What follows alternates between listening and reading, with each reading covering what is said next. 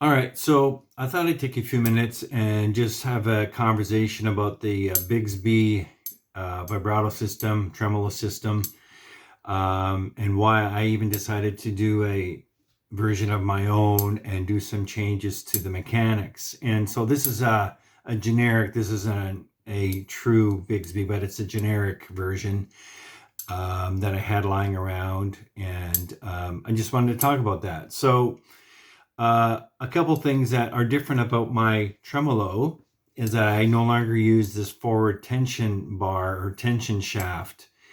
And the reason why Bigsby even added this is because they were wrapping the strings over the string shaft, which is this piece here, which is connected to the knuckle. And it wraps over but goes underneath the tension bar, as you know, to create tension and a string break or a string break angle that is sufficient to push down on the saddle so you don't get the sitaring effect, and it actually does what it's supposed to do.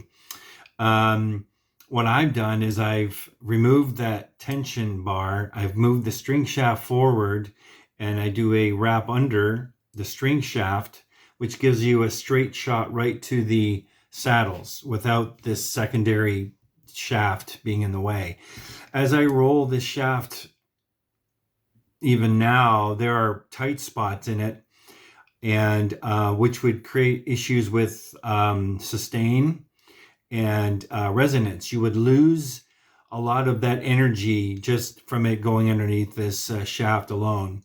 So by removing that completely, we've eliminated that issue, and we still have a really solid string break angle, SBA, I call it, because the shaft is forward and it's nice and low, as close to the body as possible without getting in the way of wrapping your strings underneath, which is what I was trying to do. The other thing is, in order for that to work, we are reversing the rotation of the string shaft. And to do that, I had to relocate the knuckle pivot onto its own shaft so that it would connect to the string shaft.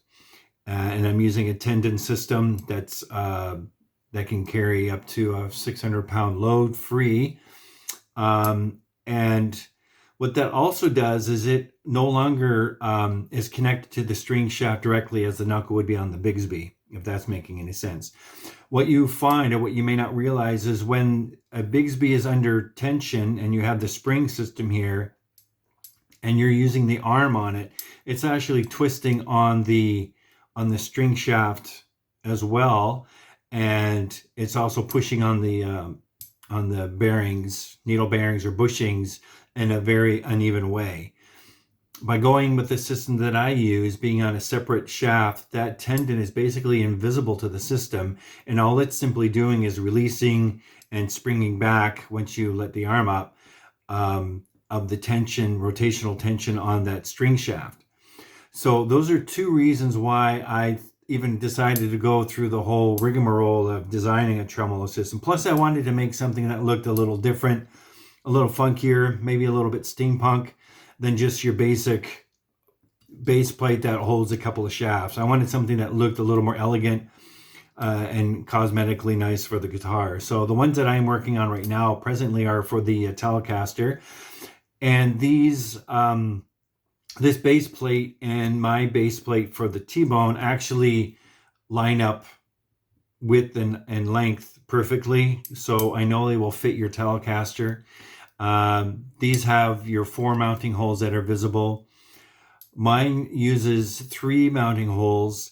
2 are visible. The center hole is underneath the center tooth and is invisible. So you'll only be seeing 2 actual mounting holes, which actually will be covering. So let's say you want to replace your Bigsby with one of the T-Bones, is actually going to be covering the 4 holes pretty nicely. So there won't be any real visual issues there. So that's all I wanted to do. I wanted to just have a conversation about these. If you have any questions, thoughts, I will be pouring these in batches of 5 since these are cast one at a time by hand and machined by myself. These are more of a boutique artisan type of unit. Pricing starts from $295 American That includes actually includes taxes if applicable, and shipping is 25 USD. So a pretty nice little deal, I would say.